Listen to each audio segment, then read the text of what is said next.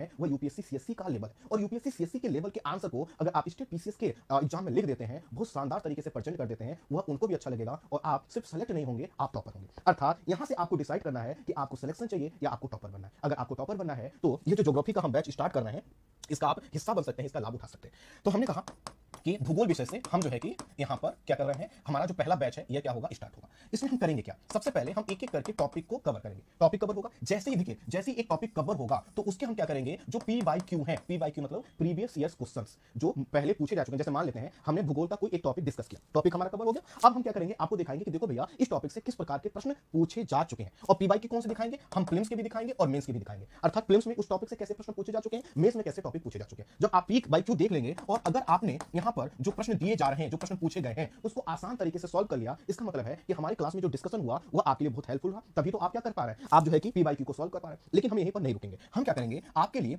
कुछ मॉडल प्रश्न लेकर आएंगे। और जो मॉडल प्रश्न होंगे ये भी क्या होंगे, ये भी प्री और मेंस के लिए अलग अलग होंगे। अर्थात मान लेते हैं एक टॉपिक आपने कंप्लीट किया, उस टॉपिक से 5 मैं एमसीक्यू बनाकर लेकर आऊंगा और अगर आप इन एमसीक्यू को सॉल्व कर लेते हैं तो इसको सॉल्व करने के माध्यम से आप देखेंगे पूरे चैप्टर का जो आपका कॉन्सेप्ट है वो भी रिवाइज हो जाएगा। और सबसे बड़ी बात जो है वो ये है कि आप देखेंगे कि आपका कॉन्फिडेंस बढ़ गया है। और इन पीवाईक्यू को सॉरी इन एमसीक्यू को सॉल्व करने के बाद आपको पता चलेगा कि जितने भी टेस्ट सीरीज आप सॉल्व कर पा रहे हैं तो उस टॉपिक से बनने वाले प्रश्न बहुत आपके आसान हो चुके हैं। और हमने जैसा कि कहा हम मेंस के लिए भी आपको मॉडल क्वेश्चंस देंगे और न सिर्फ मॉडल क्वेश्चंस देंगे बल्कि उसका हम फ्लो चार्ट बनाकर आपको बताएंगे कि देखिए इस प्रश्न को जो टॉपिक पढ़ाया गया उसके आधार पर आपको कैसे लिखना चाहिए था और आप यहां पर लिखने का प्रयास करेंगे। ये ध्यान दीजिएगा, यह मेंस आंसर राइटिंग के बैच से अलग है।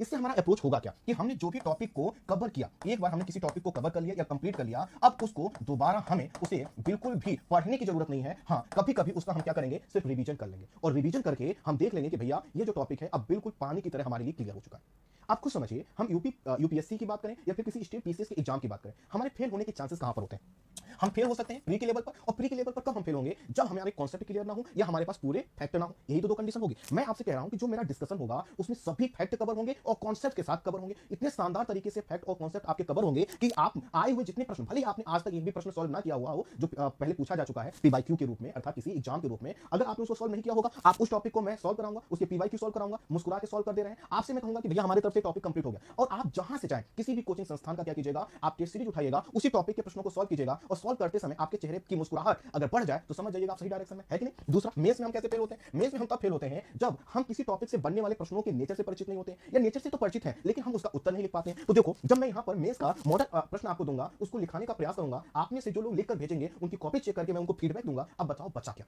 तो जब आप प्रीलिम्स के स्तर पर हर जो जहां पर बच्चे फेल होते हैं या जो लूप होल्स होता है जहां पर बच्चे कमजोर पड़ जाते हैं, हर चीज को कवर कर रहे हैं, मेंस में हर चीज को कवर कर रहे हैं, तो किसी टॉपिक को पढ़ते समय उससे बनने वाले सभी प्रश्नों को देख पा रहे हैं, उनके पूछे जा चुके प्रश्नों को सॉल्व कर रहे हैं, मॉडल प्रश्नों को सॉल्व कर रहे हैं, लिख रहे हैं, फिर बाकी तो कुछ बचता नहीं है। इसका मतलब यह है कि यहां पर न सिर्फ हम टॉपिक को कवर करेंगे बल्कि उस टॉपिक के पीवाईक्यू और मॉडल एमसीक्यू और मॉडल जो है कि मुख्य परीक्षा के प्रश्नों को भी यहां पर आपके लिए रखा जाएगा। फिर उसके बाद होगा कि हम जो भी टॉपिक आपको पढ़ाएंगे उसका आपको नोट्स क्लास में ही बनाना होगा। अर्थात मैं पीपीटी पर नहीं पढ़ाने वाला हूं कि मैं आपको क्या करूंगा, पीपीटी लिख कर लाऊंगा, उसको मैं पढ़ दूंगा, पढ़ता हुआ चला जाऊंगा। आपको दो काम करना है। आपको जो क्लास में आप आइएगा तो ये समझ के आइएगा जैसे कि आप ऑफलाइन बैच में आते हैं। ऑफलाइन बैच में कैसे आते हैं कि सामने आ गए, कॉपी पेन लेकर बैठ गए, गुरुजी जो समझाते चले उसको अपने शब्दों में लिखते चलेगा। तो आपको पहला काम जो करना है वो नोट्स क्या करना है, सेल्फ खुद ही बनाना है आपको। फिर हम भी आपको क्या करेंगे, कुछ नोट्स देंगे। तो दोनों ही नोट्स मिलकर, और जो मैं नोट्स दूंगा वो मेरी क्लास के डिस्कशन का ही पार्ट होगा, लेकिन चूंकि आपको आंसर राइटिंग भी मुझे करवाना है और आप जो पढ़ रहे हैं उससे हमें एग्जाम को भी क्रैक करवाना है और आपको ये भी बता देना है कि भैया देखो नोट्स बनाने का क्या तरीका होता है। चूंकि आपको हर तरीके से मैं तैयार करूंगा तो नोट्स बनाने का सिखाने की जो जिम्मेदारी है वो भी जब निभाऊंगा तो मैं आपको क्लास में भी आपसे क्लास में नोट्स भी बनवाऊंगा और आपको नोट्स मैं दूंगा भी। ठीक है, नोट्स कैसे दूंगा मैं आगे आपसे ये चीजें क्लियर करने वाला। ठीक है, इससे हमें एक चीज कंफर्म हो गया कि हमारा जो यह क्लास स्टार्ट हो रही है ये ज्योग्राफी से स्टार्ट हो रही है। जिसको सिलेबस तक नहीं पता तो हम क्या कर रहे हैं, स्ट्रेटजी के माध्यम से हम उनको सिलेबस भी बता दे रहे हैं। भैया कुछ ही दिन में स्ट्रेटजी की सभी वीडियो आ जाएंगे, 5 से 7 दिन में सभी स्ट्रेटजी की वीडियो आ जाएंगी, सिलेबस की वीडियो आ जाएगी, सिलेबस का नोट्स आ जाएगा, पीडीएफ आपको मिल जाएगा, सब कुछ मिल जाएगा और आप इसी के साथ साथ ज्योग्राफी का जो बैच है इसको भी लेकर आप आगे बढ़ेंगे। जब ये हमारा ज्योग्राफी बैच का कंप्लीट हो जाएगा, भूगोल सब्जेक्ट जब हमारा कंप्लीट हो जाएगा, इसके बाद जो हम टॉपिक डिस्कस करेंगे वह है एनवायरमेंट और इकोलॉजी।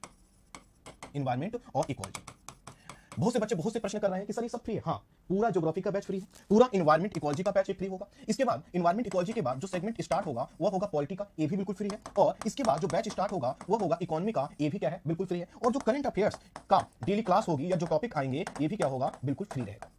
इस सब कुछ आपको फ्री ऑफ कॉस्ट क्लास मिलने वाला है, इसका पूरा नोट्स आपको मिलने वाला है। अब जो आपका प्रश्न होगा कि सर इसके आगे का क्या, इसके आगे का। तो देखो इसके आगे का मेरा प्रयास ये है कि इसके आगे के जो सेगमेंट्स हैं, आप समझ रहे हो, ज्योग्राफी, यहां पर मैं इसको लिख भी दे रहा हूं, ठीक है, जिससे आपको इसका इंपॉर्टेंस पता चले। ज्योग्राफी आपने कंप्लीट कर लिया, एनवायरमेंट कंप्लीट कर लिया, पॉलिटी कंप्लीट कर लिया, इकोनॉमी कंप्लीट कर लिया, करंट अफेयर्स। आप देख पा रहे हैं कितना बड़ा हिस्सा आप फ्री ऑफ कॉस्ट प्राप्त करेंगे। अब आप कहोगे कि सर आप समझ गए हम, अब इसके आगे की क्लास के लिए आप पैसे मांगेंगे। नहीं, इसके आगे की क्लास के लिए पैसे आपसे नहीं मांगे जाएंगे, क्योंकि मैं कुछ एजुकेटर को मैंने अप्रोच किया, मैंने उनसे कहा कि सर हमने इस प्रकार का एक जो है कि प्रयास प्रारंभ किया है। कुछ लोगों ने मुझे आश्वासन दिया है कि सर जब आप इतना सेगमेंट जो है कि फ्री में पढ़ाने के लिए तैयार हो, तो हमें 100 घंटे या 70 घंटे या 80 घंटे की क्लास लेने में कोई दिक्कत नहीं होनी चाहिए। लेकिन हाँ, कि जब तक वो आकर फ्री में पढ़ाने ना लगे, और फ्री में नहीं, ऐसा भी नहीं होगा मैं कहूंगा बिल्कुल फ्री में पढ़ाइए, अगर मुझे उनको कुछ पे भी करना पड़े तो मैं पे करने के लिए तैयार हूं, आपसे पैसा नहीं लूंगा। लेकिन वह जब एजुकेटर आ जाएंगे तभी मैं कमिटमेंट कर पाऊंगा कि उनकी क्लासेस पूरी तरह से फ्री रहेंगी कि नहीं। मान लेते हैं एक एजुकेटर जो एक्स सब्जेक्ट पढ़ाता है, मैं उनको लेकर आया और उन्होंने कहा कि सर मैं ये चाहता हूं कि मुझे पर स्टूडेंट 500 रुपए फीस मिले। मैं उनको कहूंगा कि सर आप ऐसा करो, फ्री में पढ़ा दो, मैं पर स्टूडेंट आपको 500 रुपए पे मैं खुद कर दूंगा। लेकिन अगर कोई एजुकेटर इस पर भी तैयार नहीं होता, वो कहता है कि भैया हम तो पर स्टूडेंट 5000 लेंगे, तो वैसी कंडीशन में मैं किसी और एजुकेटर को अप्रोच करूंगा। मेरा प्रयास ये है कि जो सेगमेंट यहां तक है, यहां तक ये तो बिल्कुल फ्री ऑफ कॉस्ट जाए, बाकी जो एजुकेटर है उनको, उनके सामने मैं आपकी बात रखूंगा, और जैसा भी वो लोग सजेस्ट करेंगे, क्योंकि उनको पढ़ाना है, किसी से आप जबरदस्ती नहीं पढ़वा सकते हैं, है ना, और किसी से कह भी नहीं सकते हैं कि नहीं सर आप सबको छोड़कर आप हमारे यहाँ पे हो। लेकिन क्योंकि जैसा कि अभी तक का जो मेरा पूरा बैकग्राउंड रहा है, मुझे बहुत से एजुकेटर ने आश्वासन दिया है कि सर जब आप इस तरह की चीजों को लेकर आगे बढ़ रहे हैं तो हम पूरा सपोर्ट देंगे। तो आप निश्चिंत रहिएगा, ईश्वर चाहेगा, है ना, और आपका सहयोग और प्यार रहेगा तो आगे की चीजें भी हम लोग इसी तरह से आगे कर ले जाएंगे, ठीक है।